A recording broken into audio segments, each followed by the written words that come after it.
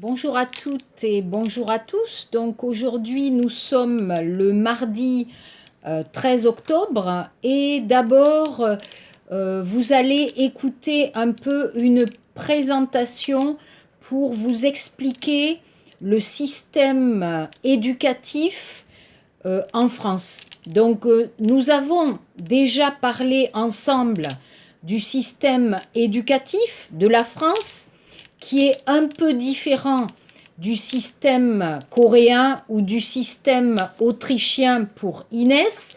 Donc, je vous demande de regarder la vidéo de Campus Langue pour comprendre un peu le système. Alors, je vous ai écrit dans mon cours le système, donc s'il vous plaît, vous regardez et je vais vous expliquer un peu ce système. D'accord?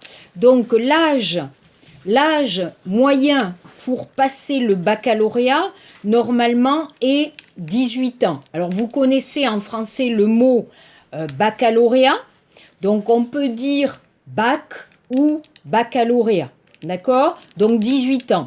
C'est l'examen national que vous allez passer dans tous les lycées Kodakyo pour pouvoir commencer l'enseignement supérieur. Alors l'enseignement supérieur, on va voir, c'est-à-dire les universités ou les écoles de commerce, business school, ou vous pouvez aussi avoir d'autres systèmes d'écoles privées hein, pour l'architecture, le journalisme, la mode, etc.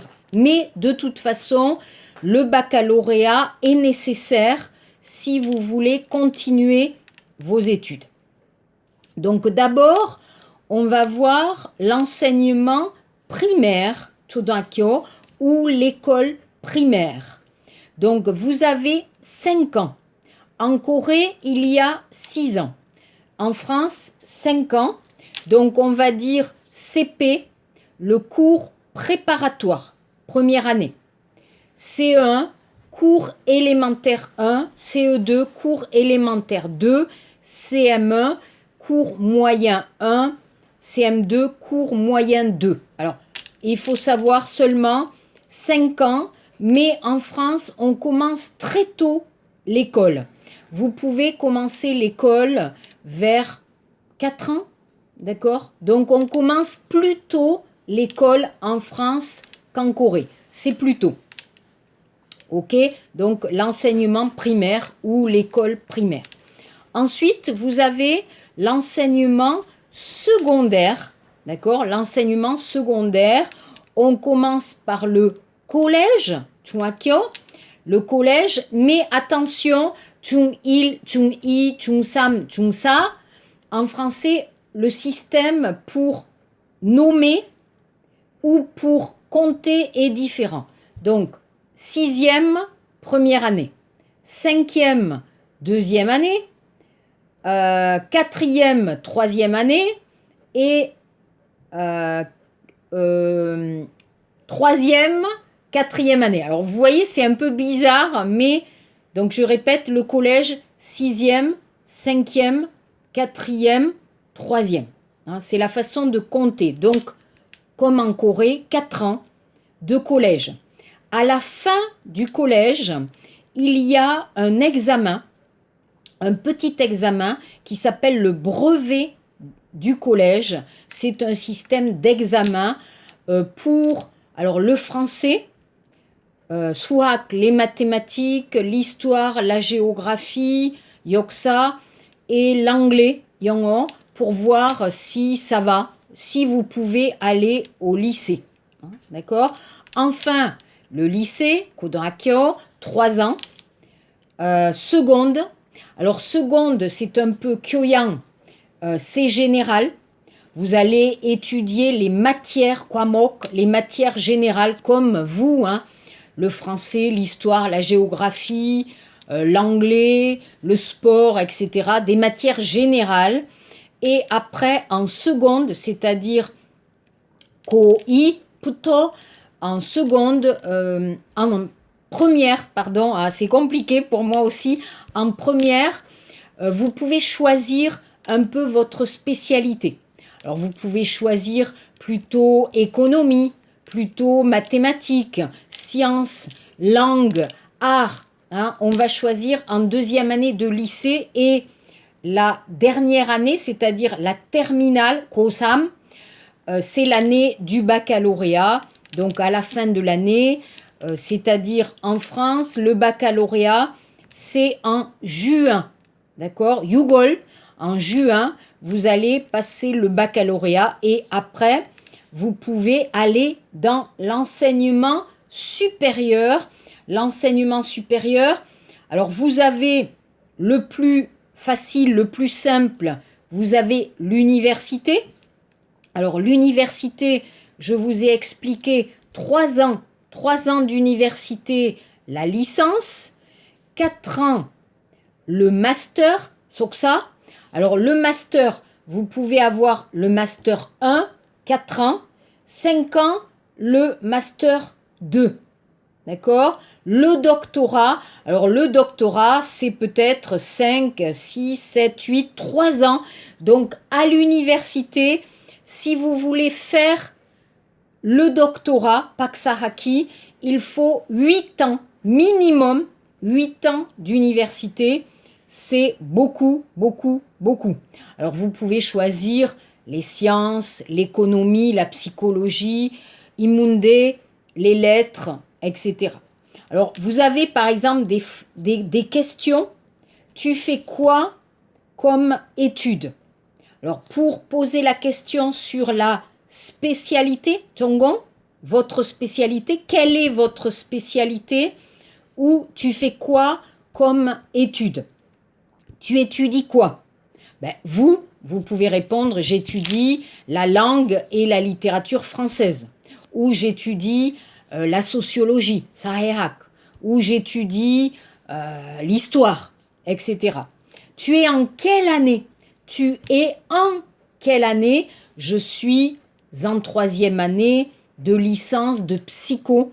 Alors licence, je vous ai dit, c'est 3 ans, psychologie, d'accord? Sociologie, par exemple, où je suis en master à la fac de droit, Pop Derak, hein, fac de droit, ok? Alors les grandes écoles, très difficile. Les grandes écoles, c'est un peu comme Soldé. Les meilleurs étudiants peuvent aller dans une grande école parce que c'est très, très, très difficile. Donc, vos notes, Pionka, Chomsu, au baccalauréat, ça doit être des très bonnes notes. Par exemple, Kushiptil, Chom. Hein, donc, très, très bonnes notes au baccalauréat. Donc, très forte compétition, 경쟁력, sélection, et vous avez un examen avant d'entrer. Il y a un examen d'entrée et vous préparez l'examen pendant 2 ans. Inyon, pendant 2 ans, vous avez une classe préparatoire où vous allez préparer pendant 2 ans. Et après, vous pouvez étudier pendant 3 ans. Alors, ça peut être les sciences, ça peut être la politique, ça peut être la littérature. Hein. Vous avez des grandes écoles dans plusieurs domaines, domaines scientifiques, technologiques, comme IT. Hein, voilà. Mais par exemple, vous avez à Daejeon, KAIST, qui est une très très bonne école. En France, nous avons aussi des grandes écoles pour la technologie. Donc ça, c'est difficile. Très difficile, mais si vous pouvez faire une grande école, après, très facile de trouver un travail. Très, très facile. Mais si vous n'aimez pas étudier, vous pouvez, après le baccalauréat, faire des études courtes. Alors, l'université, vous voyez, c'est minimum 4 ans. 4 ans, 5 ans, minimum. Mais si vous voulez étudier très rapidement, vous pouvez choisir un DUT, diplôme universitaire technologique, ou un BTS. Donc vous avez un baccalauréat technique. C'est un peu le système de 전문대학교. D'accord? Donc des études courtes, 2 ans après le baccalauréat, et vous avez une formation 교육 plutôt technique, technologique, mais aussi si vous voulez étudier dans la cuisine, 요리, ou dans certaines professions, vous pouvez choisir donc une formation courte, 2 ans, de 2 ans. Les expressions utiles. Quand vous allez à l'université en France, vous allez entendre le mot BU. BU, c'est-à-dire la BU, qu'est-ce que c'est? 중앙도서관, la bibliothèque. L'amphithéâtre, 강당. Le restaurant universitaire, 학교 식당. Les partiels ou examens, les examens. Alors, 중간고사, 기말고사, on va dire en français les partiels ou les examens. Enfin, vous allez entendre les UE, les UE, qu'est-ce que c'est? 학점, les matières ou unités d'enseignement. Unité, enseignement, donc 학점.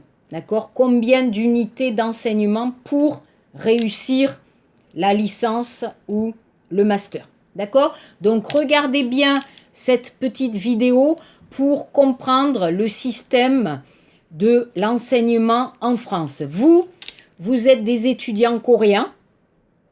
Vous pouvez partir en France pour étudier un master.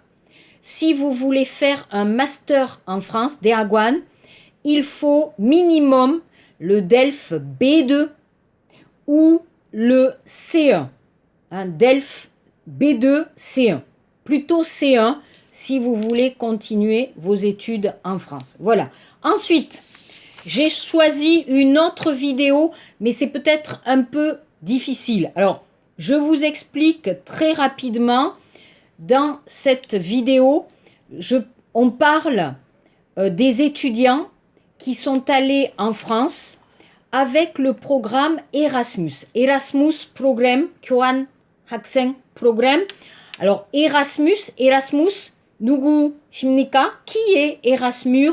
Erasmus, c'était un philosophe et un théologien hollandais. Nederland Schnakta. C'était un théologien au 16e, 15e, Shibyuk-Segi. Donc, on a utilisé le nom Erasmus pour parler du programme d'échange en France et en Europe. Alors, vous regardez cette vidéo qui est un peu difficile. Alors, vous regardez, vous ne regardez pas. Donc, je vous donne quelques informations. Donc, pour ce programme, il y a 33 pays qui participent à ce programme Erasmus. Mais il n'y a pas la Corée. Pourquoi? Parce que la Corée n'est pas un pays européen. Dommage. Il y a 28 pays de l'Europe et il y a aussi l'Islande, la Norvège, Norway, Liechtenstein, la Macédoine et la Turquie qui participent à ce programme. Ce programme a été créé quand? En 1987. 1987년부터 on a commencé, donc il y a plus de 30 ans, 30년 전에, quand on a commencé 11 pays et aujourd'hui 33 pays qui participent à ce programme. Alors, il y a généralement plus de 5 millions de personnes qui utilisent ce programme. Des étudiants, mais aussi des professeurs, mais aussi des lycéens. Beaucoup de personnes peuvent utiliser ce programme. Pas seulement les étudiants, mais aussi des professeurs, des lycéens au lycée, ou des personnes qui étudient, c'est possible aussi.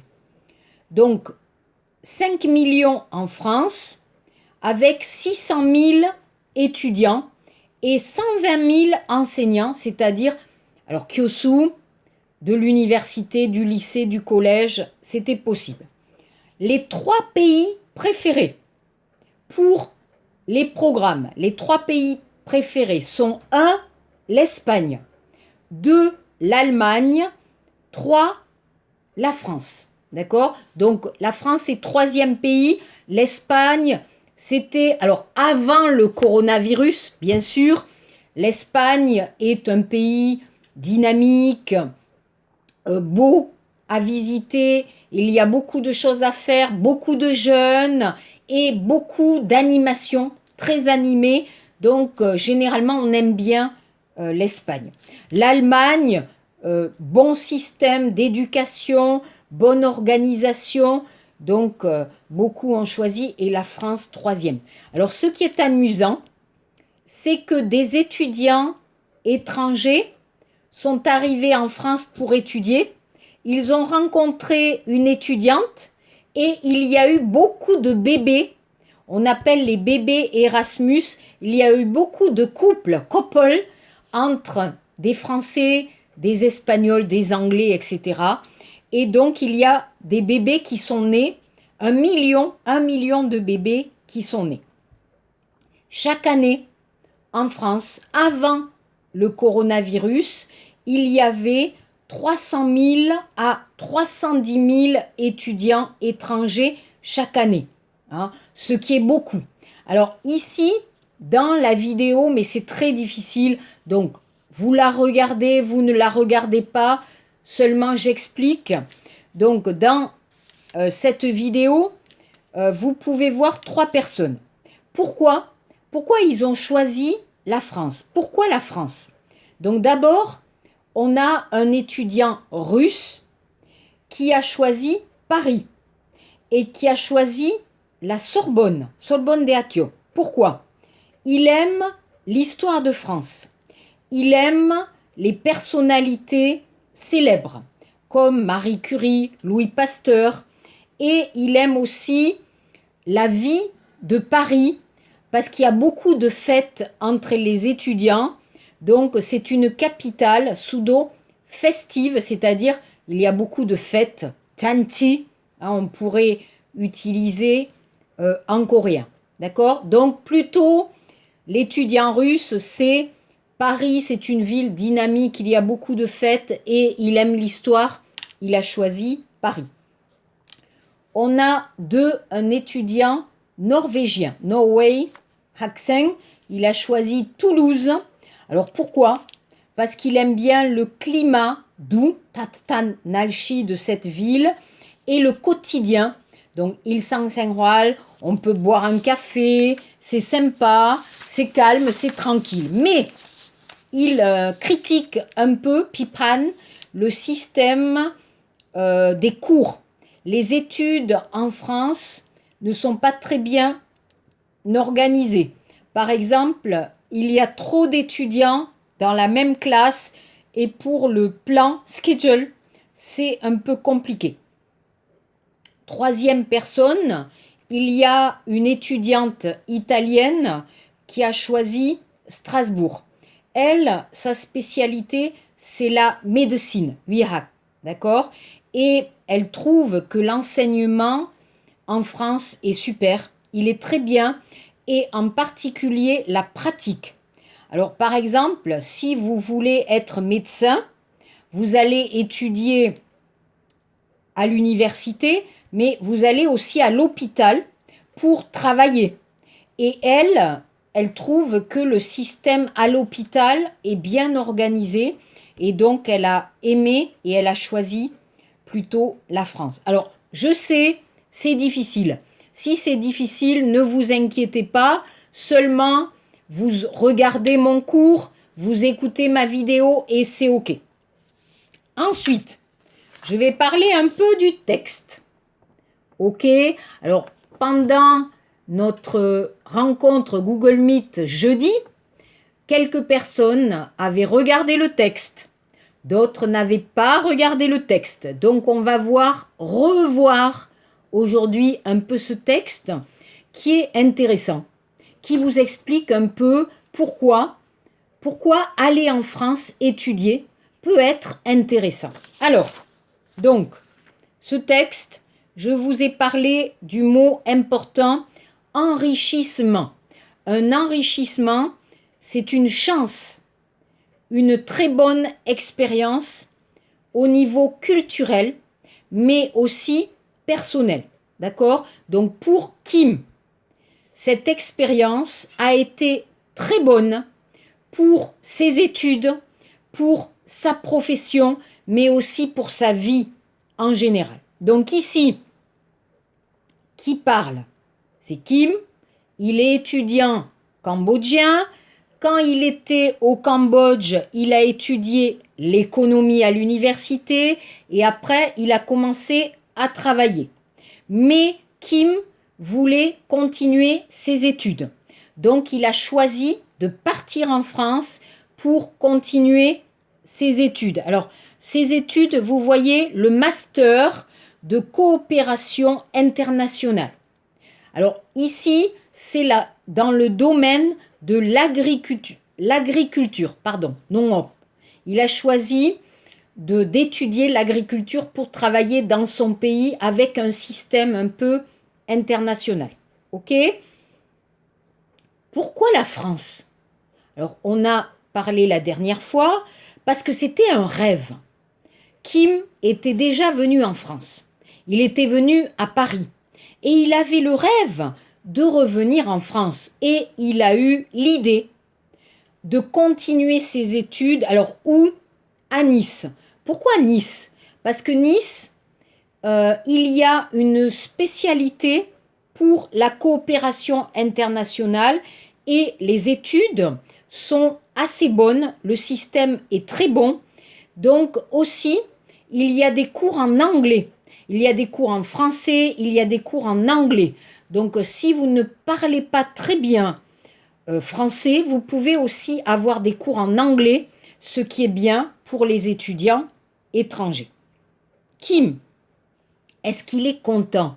Est-ce qu'il est satisfait de sa vie en France? Oui, il est satisfait pour ses études et pour sa vie à Nice. Pourquoi aime-t-il Nice? Alors, vous avez la ville de Nice est parfaite. Pourquoi elle est parfaite? D'abord, il y a plusieurs atouts. Un atout, A-T-O-U-T, c'est-à-dire une qualité, un point positif. Pourquoi c'est positif? Parce que c'est une grande ville avec un riche patrimoine culturel et historique. Là, je vais dire la qualité importante de mon pays, de la France, c'est que vous pouvez aller au nord, au sud, à l'est, à l'ouest, petite ville, grande ville, capitale, où vous voulez, il y a un patrimoine historique, culturel qui est très important et qui est très riche. Vous êtes allé à Lyon, vous avez visité Lyon. Chaque endroit, chaque rue, vous avez des églises, Sondan, vous avez des vieux Oleden Building, des vieux bâtiments. Vous avez des musées, Pamulguan. Je crois que c'est vrai. Pourquoi? Pourquoi les étrangers aiment la France? Parce qu'il y a une richesse historique et culturelle importante. Et Nice aussi. Mais, pas seulement. Kim, il est jeune, il est étudiant. Et la vie nocturne, c'est-à-dire la nuit, vous pouvez faire beaucoup de choses pour vous amuser. Quelque chose d'amusant. Alors, vous avez des activités, vous pouvez sortir le soir, vous avez le cinéma, le théâtre, la musique, les concerts. Vraiment, vous avez beaucoup de choses que vous pouvez faire comme étudiant. Et il y a aussi beaucoup de soirées étudiantes entre les universités. Vous vous rencontrez, vous faites la fête, la discothèque, etc. Beaucoup de choses. Alors, est-ce que Kim était tout seul ou est-ce qu'il a rencontré d'autres personnes? Ben non, il a rencontré beaucoup d'étudiants qui n'étaient pas toujours français, mais qui venaient aussi d'autres pays. Donc pour lui, c'était vraiment intéressant. Hein, c'était vraiment intéressant aussi de rencontrer d'autres personnes. À Nice, il n'y avait pas beaucoup de Cambodgiens. C'est une chance. Quand vous allez dans un pays et quand vous allez dans une ville et par exemple il y a trop de Coréens, c'est dommage parce que vous allez commencer à parler coréen, c'est dommage. Pour Kim, c'était une chance parce qu'il pouvait bien apprendre le français ou peut-être l'anglais, hein, donc c'était très bien pour lui. Enfin, donc vous voyez, la dernière partie, étudier en France, c'est aussi l'occasion de rencontrer différentes cultures, ce qui favorise l'ouverture d'esprit. L'Europe est un continent fascinant. Venez en France et vous comprendrez pourquoi je dis ça. J'aimerais ajouter une dernière chose. Ici, personne ne jugera votre apparence, votre style, votre sexualité. Ici, vous êtes libre d'être vous-même. Alors peut-être que pour Inès, c'est différent, mais pour vous, les étudiants coréens, vous pouvez comprendre qu'en Corée, il y a la tradition, un peu la tradition de la société. En Corée, il y a le confucianisme, Yugyo. Donc c'est un peu difficile d'être tout à fait libre dans votre façon de vivre ou dans votre façon de penser. Mais quand vous allez en France, vous êtes assez libre de rencontrer des gens, d'avoir une petite copine, de fumer, etc. Donc peut-être pour Kim, la France, c'est un pays de liberté, liberté de vivre, liberté de penser. Et oui, alors par exemple, en Corée, on fait attention. Ah, je suis bien, que pensent les autres? Voilà, hein. En Corée, on est un peu stressé par les autres. Que pensent les autres? Mais quand vous allez en France, les autres ne s'intéressent pas. Qui vous êtes? Qu'est-ce que vous faites? Comment vous vous appelez? Quel âge vous avez? Pour les Français, c'est pas important. Donc peut-être on peut se sentir plus libre. Mais ce qui est important de comprendre, c'est cette expérience d'aller vivre dans un autre pays. Deux choses. Vous pouvez connaître un autre pays, une autre langue, une autre culture. Ça, c'est très bien. Mais aussi, en partant, vous pouvez vous poser des bonnes questions. Par exemple, quand vous habitez en Corée, vous ne pensez pas « Ah, la Corée, qu'est-ce que c'est? La culture coréenne, qu'est-ce que c'est ?» Non, mais quand vous arrivez en France ou dans un autre pays, vous commencez à être un peu seul et vous allez vous poser des questions. Ah oui, mais en Corée, c'est différent, la façon de vivre est différente. Donc, moi, je vais dire, moi qui habite en Corée et qui ne suis pas coréenne, c'est pour moi une grande, grande expérience positive, très positive, de vivre en Corée. Hein. Donc, je peux d'abord connaître une autre culture intéressante, passionnante, la Corée. Et je peux aussi mieux me connaître moi et connaître mon identité française, ma culture française. Voilà. Voilà pour cette partie.